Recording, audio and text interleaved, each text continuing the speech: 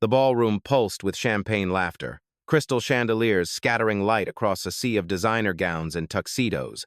But the moment that laughter turned sharp, it sliced through the room like broken glass. "Serve us drinks, ape!" The words dripped from the lips of a blonde woman in crimson silk, her laughter spilling into the air like poison. Around her, three companions grinned, two men in tailored tuxedos, one woman in sapphire satin. Their eyes flicked toward the tall black woman in the white off-shoulder gown standing near the column, phone in hand, as if she were staff who had lost her tray. The insult did not bounce off the marble floor. It hung, acidic, in the air.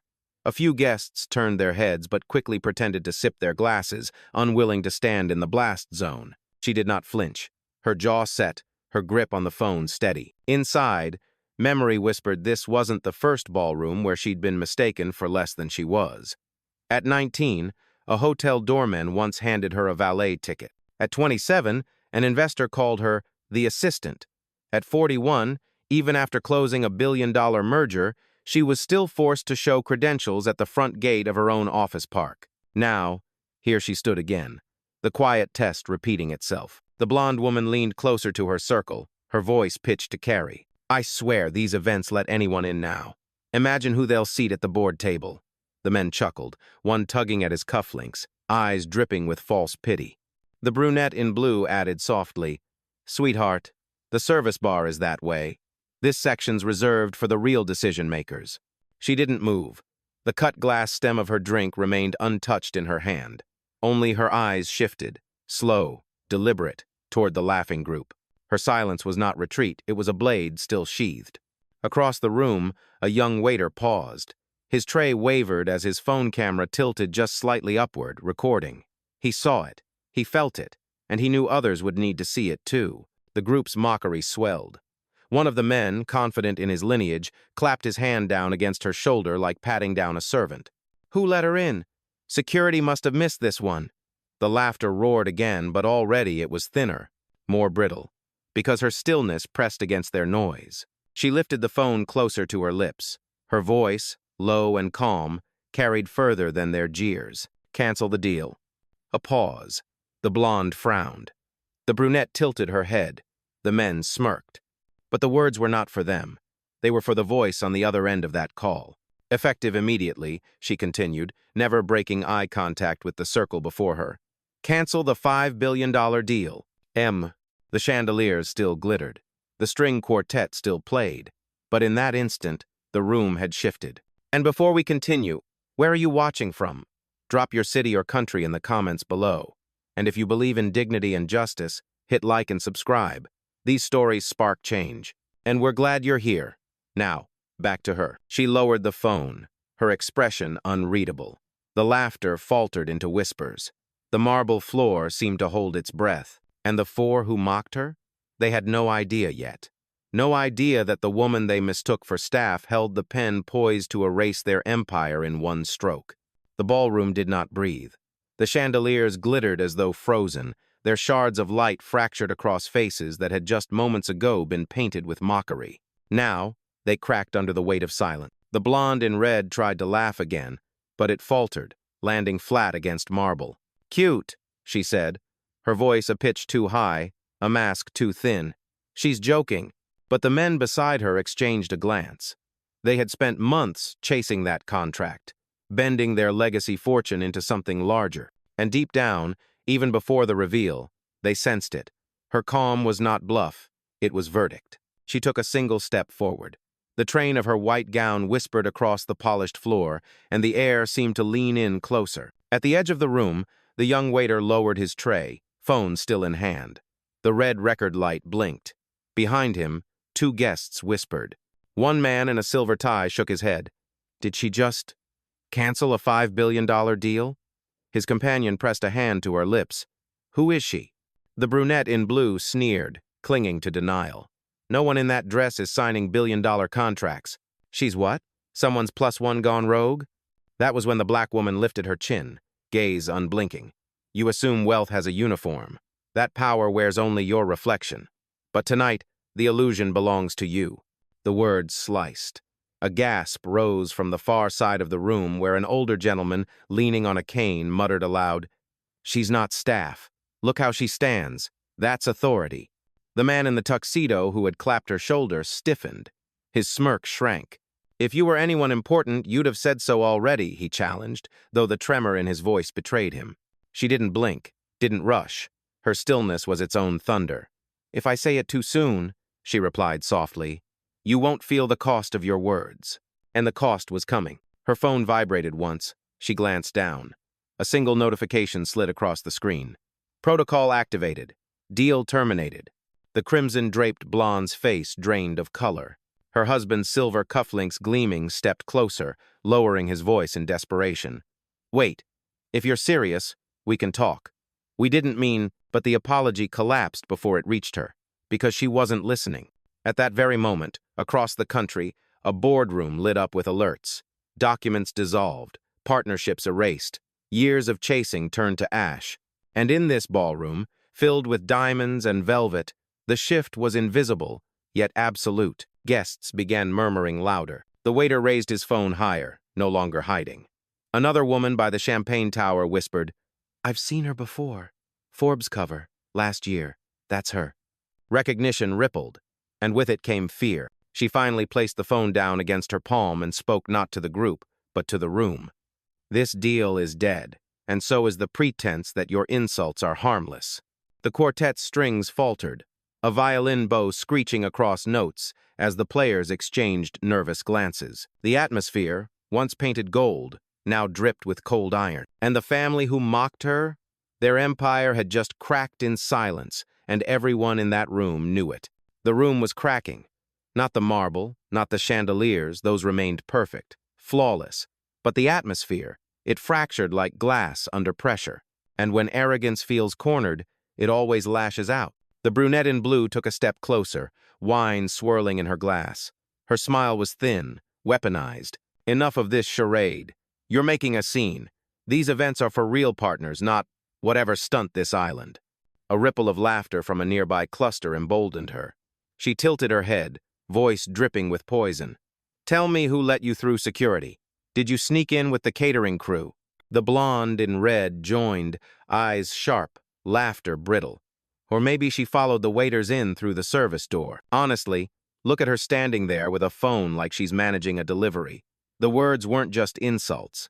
They were daggers, deliberate attempts to erase her presence. The man in tuxedo, the same who had clapped her shoulder, leaned in close, his breath laced with scotch. You don't belong here. Not in this room. Not at this table. And if you try to sit among us again, security will drag you out. His voice grew louder with each syllable, until it echoed against the marble pillars, daring anyone to contradict him. A hush swept through the ballroom. Guests who moments ago pretended not to hear were now staring, openly. The waiter's phone trembled as he steadied the frame, recording every word. She inhaled slowly. Her gaze drifted over the crystal chandeliers, the polished floor, the sea of eyes. And for a heartbeat, she wasn't in that ballroom. She was 16 again, standing in a Charlotte hotel lobby in her Sunday best, told by a clerk, "This area is for guests only." She remembered the sting of being escorted outside like she was dirt. The echo of that humiliation had carved something permanent in her bones. And now, decades later, the same tone had found her again. She exhaled. Her voice emerged steady, low, but carrying like thunder masked in velvet. Every time you tell someone they don't belong, you expose more about yourself than about them. The brunette's smile wavered. The man in tuxedo scowled, doubling down. Save your speeches. By the end of tonight, you'll be nothing but a bad memory in this room. And then he did it. The line that snapped the last thread of civility. With a sneer, he gestured toward her gown, dismissive. This isn't first class. Go back to where you came from. The words detonated across the room. A woman near the champagne tower gasped, hand flying to her mouth. A man by the piano whispered, "He didn't just say that." The air was no longer heavy, it was radioactive. She didn't move. She didn't blink. Only her fingers tapped once against her phone, as if pressing a trigger hidden in plain sight. And somewhere far beyond the ballroom, a system hummed to life. The storm was no longer coming. It had already begun. The echo of those words still hung in the ballroom when she moved at last. Not to storm, not to shout, but to lift her phone with the same composure as if she were checking the time. Clause 7. she said softly into the receiver. "Activate it now." Her voice wasn't loud, yet every guest nearby seemed to hear it. Perhaps it was the way silence wrapped around her, magnifying each syllable. The brunette in blue tilted her head, confused. "What is she doing?" The blonde in red gave a brittle laugh, clutching her flute of champagne tighter. "Pretending to have power. That's all this island." But the man in tuxedo stiffened. Something in her tone rattled him, like a storm cloud forming overhead. Across the room, the young waiter nearly dropped his tray. His phone screen caught the glint of her profile, her lips forming those quiet commands. He whispered into the recording, "She just gave an order, like she owns the place." And in a way, she did. The chandeliers hummed faintly, as if the electricity itself leaned in to listen. A low murmur spread across the crowd, snippets of recognition. "That's her, isn't it? The Carter Group CEO. I saw her in Forbes last fall. Wait, she's the one leading the Horizon deal." She lowered the phone, gaze sweeping the room. "Effective immediately. All pending contracts tied to this family are suspended." Her tone was surgical, every word a scalpel cutting deeper than any insult could. The blonde's smile collapsed. "You can't be serious. This is a private event, not a boardroom." But already, messages were flying across continents, lawyers stirring, deals dissolving. The storm she summoned was invisible, yet absolute. The man in tuxedo tried to recover ground. He straightened, puffed his chest, voice booming. "This is nonsense. You're bluffing. If you were truly who you claim, you wouldn't need theatrics. You'd prove it." Her eyes locked onto his, calm, anchored. When the axe falls, it doesn't announce itself. It just cuts. A murmur rippled. Someone near the bar muttered, "Damn." The young waiter lowered his tray completely now, phone held steady at chest height. The red light blinked like a beacon. Another guest whispered to her companion, "She hasn't raised her voice once. And look at them already panicking." "Have her." The blonde turned sharply, hissing, "Turn that camera off." But it was too late. The room itself had become witness. She lifted her glass at last, sipping once, then setting it down with deliberate grace. "You asked where I came from," she said, voice carrying through the hall. "I came from the very board that holds your future. And tonight, that future ends." The string quartet froze mid-note. Conversations cut off mid-whisper. For the first time, the family who mocked her realized the room was no longer laughing with them. It was listening to her, and the tide had begun to turn. The silence cracked first from the corner, so small, so human, it almost went unnoticed. The young waiter, tray finally set aside, cleared his throat. His phone still glowed red in his palm. "She's telling the truth," he said, voice trembling but clear enough to carry. "I saw her face in the investor brief. She's the one behind the Horizon acquisition." Heads turned. The blonde in crimson snapped, "Stay in your place, boy. You don't know what you're talking about." But her tone landed wrong. Too sharp. Too desperate. The waiter swallowed, then steadied. "I do. Because I serve drinks in this room every week, and I've never seen you in those briefings. But I've seen her." He lifted his phone slightly higher. "And the world is going to see this too." Ovren. Gasps spread like sparks leaping across dry wood. Guests who had pretended to sip their champagne now leaned forward, openly watching. A woman in pearls whispered, "He's right. That's her. I read the article about her merger last year." The brunette in blue tried to laugh it off. "Oh, please. Staff think they know business now? This is absurd." But her words had no weight. Not anymore. Because a second voice cut through this time from the crowd itself. A man in a gray suit stepped forward, his tone low but firm. "She's not staff. She's a name every serious investor knows. And if what she just said is true, you've already lost your deal." The blonde's glass shook in her hand. "This is a setup," she hissed, eyes darting around. Some kind of stunt, but no one was laughing with her now. The black woman remained still, her expression unreadable. She hadn't asked for rescue. She hadn't demanded validation. But when witnesses rise uninvited, the truth begins to speak for itself. She turned her head slightly, acknowledging the waiter, the man in gray, with a measured nod. Then her gaze returned to her taunters. "Every voice you tried to erase," she said softly, "is now the chorus standing against you." The chandeliers seemed brighter, harsher, spotlighting the shrinking family in red and blue. The man in tuxedo snarled, "This is ridiculous." A waiter, A stranger in a suit, none of this proves anything. He jabbed a finger toward her. Until you show credentials, this is just performance. But the room didn't believe him anymore. The weight of witnesses shifted the balance, pulling it away from arrogance and toward truth. And in that fragile moment, the black woman remained unmoved. She didn't need to shout. The crowd was doing it for her. Her phone buzzed once more. She glanced at the screen. Clause 7 fully executed. All contracts terminated. Her eyes lifted back to the family. Proof, she said simply. Not for you. For them. The waiter's phone captured every syllable. The crowd's silence was no longer complicit. It was charged, electric, ready to explode. And when arrogance met witness, the storm's first lightning struck. The ballroom doors parted with a sharp groan. In swept a taller figure, shoulders squared, voice already raised before his polished shoes touched the marble. Enough of this circus, he barked. It was their patriarch's silver hair, combed tight, navy tuxedo tailored like armor. The family's anchor. The billionaire whose name topped every invitation embossed in gold. His arrival cut the murmurs short, as if the chandeliers themselves bowed to his presence. He scanned the room, eyes locking on the black woman in white. Who let her in? The words weren't a question. They were a sentence. This floor is for partners, not imposters. The blonde in crimson almost sighed in relief, clinging to his authority. Father, she's been pretending, saying she canceled our contracts. The patriarch's jaw tightened. He stepped forward, voice sharp enough to slice the air. Cancel our contracts? A stunt like that could cost billions. Security. He snapped his fingers toward the back of the room, where two men in black suits stirred uneasily. But the crowd wasn't quiet anymore. The waiter, still recording, whispered just loud enough. She already did. The older man's gaze shot toward him like a dagger. You keep your mouth shut. Staff don't speak in my house. A ripple of unease swept through the guests. The arrogance was too loud, too naked. It was the same tone that had just mocked her, only amplified with authority. The black woman didn't flinch. Her voice was quiet, almost gentle, but it traveled like thunder rolling low across hills. You mistake volume for truth. That's your first mistake. The patriarch smirked, confident. And your mistake is thinking this room bends for you. It bends for my family, for my money. You don't belong here.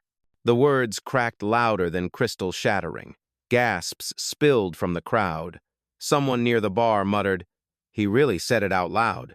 She raised her phone again, not hurried, not shaken. Nia, she said into the receiver, her tone calm as still water. Log his words. Every syllable. On the other end, a voice replied instantly, crisp and efficient. Logged and time-stamped. The patriarch scoffed. Parlor tricks. Recordings don't change contracts. Her eyes sharpened. Number. But they reveal character, and character dissolves contracts faster than ink. The blonde clutched her father's arm. She's bluffing. Don't let her win this. But the murmurs swelled again. A man in gray whispered to his companion, if she really holds the pen, this family just burned $5 billion in public. The patriarch slammed his fist against the nearest table, crystal glasses trembling. This deal stands until I say otherwise. But no one clapped. No one echoed him. The only sound was the low hum of her phone, still recording, still transmitting. And in that silence, the family's power no longer filled the room. It shrank, inch by inch, replaced by hers. The storm was climbing, and the lightning had just found its tallest tree. The patriarch's voice still echoed when one of the black-suited security men finally moved. His steps were heavy, deliberate, each one striking the marble like a countdown. The crowd parted, breath caught between outrage and disbelief. The blonde whispered, urgent but smug, yes, escort her out. End this embarrassment. The guard stopped in front of her, broad shoulders blocking the light. His hand extended not politely but with ownership, reaching for her phone. You'll hand that over now, he said, tone flat, final. She didn't move. Her grip remained steady, fingers wrapped around the device like it was an anchor. Her gaze lifted slowly, locking with his. Touch me again, she said, voice so calm it felt dangerous. And the company that signs your checks will vanish before sunrise. But arrogance rarely listens. The patriarch's hand sliced the air. Do it. And the guard's palm struck, knocking the glass from her other hand. Crystal shattered, shards sliding across marble like sparks. Gasps ripped through the crowd, and then worse, he reached again, this time for her wrist. The room stiffened. A woman near the champagne tower cried out, "That's assault!" Phones tilted higher, recording now without shame. She did not recoil. She did not beg. She stood anchored, eyes sharp as steel. In that frozen second, the insult was no longer just words. It was a violation public, undeniable. The brunette in blue smirked, mistaking stillness for weakness. Finally, put her back where she belongs. But the room itself bristled. The waiter stepped forward, voice shaking but defiant. "She belongs more here than you do." His words cracked louder than the breaking glass. The patriarch snapped toward him, fury erupting. "You're finished. Fired." But the waiter didn't back down. His phone held high, he answered, "So are you." Ender 6. The crowd gasped again, the sound swelling into murmurs, then into voices, strangers, siding with her. He's right. She hasn't even raised her voice. And they hit her. The air was electric, raw. The black woman lifted her phone once more, her words cutting through the chaos. "Nia, escalate, internal audit, log physical contact, and prepare termination protocol." On the other end, the reply came crisp, merciless. "Confirmed. Incident recorded. Protocol primed." Ugh. The patriarch's face drained, though his voice strained louder. "Lies. All of it. She's a fraud. A manipulator. She'll never touch our empire." But the glass at their feet told another story. The footage in every phone told another story. The silence in the crowd told another story. And in that instant, the family who mocked her had crossed the line they could never step back from. The storm had broken open, and lightning doesn't ask permission before it strikes. The ballroom no longer shimmered. It shook. The chandeliers cast fractured light across faces that now carried more shame than champagne. Guests whispered. Phones raised, recording history disguised as a party.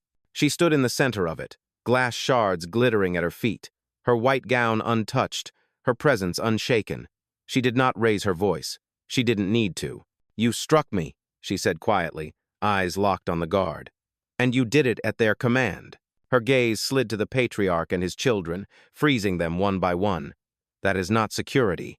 That is violence." The blonde in crimson sputtered, "You provoked it. You were trespassing." But the crowd hissed in reply, the sound of disbelief rippling like a wave. A man near the string quartet muttered, "She had a glass in her hand. That's all." And they hit her. The brunette in blue tried again, desperate. "This is our event. You're nobody here." Ugh. Finally, the black woman lifted her chin. "Nobody?" Her voice cut sharper than glass. "I am the reason this event exists. Without my signature, there is no contract, no expansion, no empire for you to parade." Gasps cascaded across the room. Recognition bloomed. People who had doubted began to connect the dots, articles, interviews, boardroom, whispers. The patriarch's fists clenched. "You think you can walk in and ruin decades of work? My family built this." Her gaze did not waver. "And my company funded it. You begged for $5 billion. I considered giving it to you, but tonight you proved what you are without wealth's disguise, and I refuse to invest in rot." The room tilted. What had been mockery hours ago was now desperation. The blonde reached out, as if to soften the blow. "Wait, we can explain. We were joking." But the waiter's voice sliced through, louder than hers. "Number, you humiliated her, and we all heard it." Other guests nodded, murmuring agreement. A woman in pearls raised her phone and declared, "It's recorded. Every insult, every strike." The patriarch's face drained of color, fury twisting into fear. "You wouldn't dare destroy us," he spat. Her reply was steady, final. "I don't destroy what's already collapsing. I just stop financing the collapse." Her phone buzzed again. She lifted it, eyes never leaving theirs. "Nia, Phase 3. Freeze assets. Revoke access. Notify the board that this partnership is over." Confirmed," came the crisp reply. The chandeliers seemed to hum louder, like the wires themselves carried the verdict. For the first time, the family's arrogance cracked into silence, and the room, once their stage, now belonged entirely to her. The storm had shifted. She was no longer enduring it. She was commanding it. The patriarch's chest heaved, anger fighting to fill the silence that no longer belonged to him. His empire of posture, of polished tuxedos and chandelier light, was shrinking by the second. Still, his pride clung like rust. "You're bluffing," he spat. "No one walks in here and ends us with a phone call." Her reply was measured, every syllable wrapped in iron. "Then let me be clear." She stepped forward, heels clicking softly against marble, the hush of her gown trailing behind like a drawn curtain. She stopped at the very center of the room, where all eyes could not look away. "I am Vanessa Carter," she said, her voice carrying clean and sharp. "Founder and CEO of Carter Global Holdings, 40% stakeholder in Horizon Enterprises, and the lead investor behind the $5 billion contract you've been parading tonight." The room ruptured in gasps, phones tilted higher, whispers turned to shocked declarations. "It's her. Forbes cover! Last year! She owns Carter Global, my God." The blonde's face drained of color, her glass slipping from her hand and shattering against the marble. The brunette staggered back a step, mouth open, words failing. The man in tuxedo froze, his earlier smirk hollow, eyes wide. The patriarch's jaw locked. He searched for denial, for refuge in arrogance, but found only silence pressing back at him. Vanessa's gaze swept them, unblinking. "You mocked me in a ballroom my money built. You tore at my dignity while depending on my signature. And now you will watch what it means when respect is withdrawn." Her phone chimed once. A notification bloomed across the screen, visible even to the closest guests. "Deal terminated. Assets frozen. Access revoked." A murmur rose from the crowd, some horrified, many in awe. A woman in pearls whispered, "She did it. She really did it." The waiter who had stood up earlier took one step forward, voice steady now. "I told you. She belongs here more than any of you." Applause broke small at first, hesitant, then louder, rolling through the hall like thunder, finally answering lightning. The blonde covered her face, shaking. The brunette muttered, This can't be happening." The man in tuxedo pressed both hands to the table, as if trying to steady an empire collapsing under his palms. But the patriarch forced one last shout, desperate and hollow. "You'll regret this. No one cancels us." Vanessa turned her head slowly, her expression colder than glass. "No one? Then remember tonight. Remember who ended your illusions." The chandeliers blazed, the applause swelled, and the family stood stranded in the wreckage of their arrogance. And at the heart of it, Vanessa Carter had spoken her name, and the entire room would never forget it. For a moment, the air itself seemed to tremble. The chandeliers gleamed like frozen stars above a battlefield. What had been a party was now an execution, and the victims stood in evening wear. The blonde clutched her pearls, eyes darting like a trapped bird. "Please," she whispered, her voice cracking. "We were joking. It wasn't serious." Her words tumbled out, fragile, but the crowd's silence devoured them whole. The brunette in blue stumbled backward, her heels scraping across marble. She searched for laughter, for a shred of support, but the only faces staring back were phones raised high, recording every stammer, every collapse. The man in tuxedo slammed his palm flat against the table, rattling cutlery that no one dared touch. "You can't do this to us!" His voice was ragged, the bravado gone. "We're Bennett's. Our name, our legacy." "Your legacy," Vanessa cut in, her voice smooth, merciless, "is humiliation written in gold leaf, and tonight it ends." The patriarch stood rigid, fists trembling, face pale but defiant. He tried to summon the authority that once bent rooms to his will. "You may think you've won," he rasped, "but we will recover. We always do." Vanessa's eyes met his, unwavering. "Not from this." The room broke into murmurs, guests exchanging shocked, gleeful whispers. A man near the bar muttered to his companion, "It's over for them." A woman in emerald silk added, "She didn't just cancel the deal, she buried them alive." The waiter held his phone steady, his voice shaking with something between awe and pride. "The world's going to see this. Every word, every action." The blonde pressed her face into her hands. The brunette whispered again, "It's not fair," as if the words might undo the avalanche. The man in tuxedo's shoulders slumped, arrogance melting into fear. And then came the applause. At first it was a single clap sharp, deliberate from the man in gray who had spoken earlier. Then another joined, and another, until the sound rolled through the ballroom, clashing against crystal and echoing off marble. Guests rose to their feet, phones aloft, clapping not for spectacle but for justice. The patriarch's face turned a shade paler, the reality settling heavy on his shoulders. His empire was no longer feared. It was pitied. Vanessa stood still, letting the sound wash over her. She hadn't asked for it. She hadn't needed it. But it marked the undeniable shift. The room belonged to her. The chandeliers burned brighter, the applause thundered, and the family who had mocked her shrank into the shadows of their own disgrace. And across the digital world already, the clips were spreading. The collapse had gone public. The applause still echoed when Vanessa lifted her hand, and the clapping stilled as if the chandeliers themselves had dimmed. Her phone vibrated once more. She read the notification with quiet certainty, then raised her eyes to the family. "It's finished," she said, each syllable measured final. "Your contracts are void. Your access revoked. As of this moment, you hold nothing." The blonde staggered forward, mascara streaking. "Wait, please, we can fix this. We'll apologize publicly. We'll donate. We'll—" Vanessa cut her off with a look colder than marble. "You cannot purchase back respect. It is not a line item on your ledger." The brunette clutched at her necklace, words tripping over themselves. "We didn't mean it. It was nerves, just jokes." Vanessa's gaze turned sharp. "Your jokes were daggers, and every witness here saw you wield them."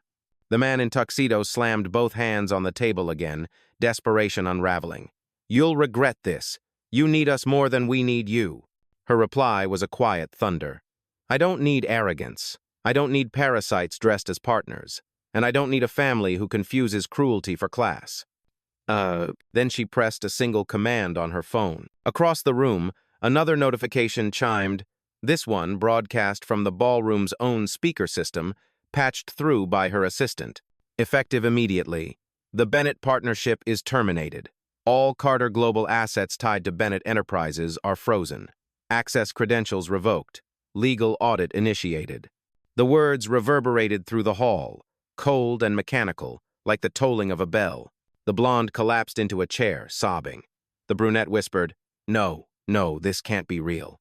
The man in tuxedo stood rigid, hands trembling. The patriarch closed his eyes, his empire slipping from him like sand he could no longer grasp. Guests gasped, some covering their mouths, others raising their phones higher. The waiter whispered into his recording, "It's done. They're finished." Vanessa turned to the crowd, her voice steady. "You are all witnesses. Tonight was not a game, not a spectacle. It was a reckoning." Her eyes cut back to the family, frozen in disgrace. "Your power ends here, and your names will not be remembered for wealth, but for what you revealed when you thought no one was watching." Phones buzzed as clips uploaded in real time, captions flashing across screens. Number Ballroom Justice, number Carter vs. Bennett's, number 5 billion gone. The chandeliers glared above like judgment. The applause did not return this time. The silence itself was the verdict. The punishment had fallen. Swift, public, irrevocable. And the Bennetts were already history. The silence in the ballroom was heavier than stone. No chandeliers, no champagne, no orchestra could soften it. The family sat shattered, pearls trembling, tuxedo undone, mascara streaking. Their empire had collapsed in the span of a single evening. And yet Vanessa Carter stood untouched, her white gown trailing across the marble like a banner of defiance. She had not raised her voice once. She hadn't needed to. She turned slowly, not toward the family, but toward the crowd. Dozens of phones glowed back at her like a constellation, each one a witness, each one a channel carrying the night into history. "Dignity," she said, her voice low but slicing through the hush. "That is the currency you cannot counterfeit. Without it, no wealth, no name, no legacy survives." A murmur rippled across the hall. Guests glanced at one another, their expressions shifting from awe to respect. Some even set their glasses down, as though the act of drinking felt too small in this moment. Vanessa let the silence breathe before she continued. "Tonight, you saw the cost of arrogance. They thought power meant mocking the quiet, erasing the unseen, humiliating the different. But true power is silent, patient, and absolute when revealed." The blonde let out a broken sob. The patriarch's jaw hung heavy, eyes hollow. He wanted to speak, to fight, but words had abandoned him. Vanessa turned her gaze on them one final time. "You wanted me erased. Instead, I erased the deal. You thought I didn't belong. Instead, you've been removed." The words cracked like thunder. She stepped back, lifting her phone for the last command. Nia, log this conclusion, mark it clear. Partnership terminated, access revoked, and respect non-negotiable. Logged, her assistant's voice replied, crisp and unwavering. Then Vanessa lowered the phone, placed it gently in her clutch, and walked toward the ballroom doors. No hurry, no retreat. Each step was deliberate, echoing louder than applause. As she reached the threshold, she paused. The entire room held its breath. She didn't look back at the broken family. She didn't need to. Her voice carried without turning. You mistook silence for submission. That was your last mistake. And with that, she stepped out into the night, the doors closing softly behind her. The crowd exhaled all at once. Guests looked at each other, shaken, inspired, unsettled. The waiter whispered into his phone, "Remember this night." She didn't need to shout. She just ended them. Clips spread across the internet within minutes. By dawn, millions would watch, millions would share, millions would feel the satisfaction of justice delivered. But inside that ballroom, the only truth that mattered was already carved into marble and memory. Respect had been demanded, and respect had been enforced.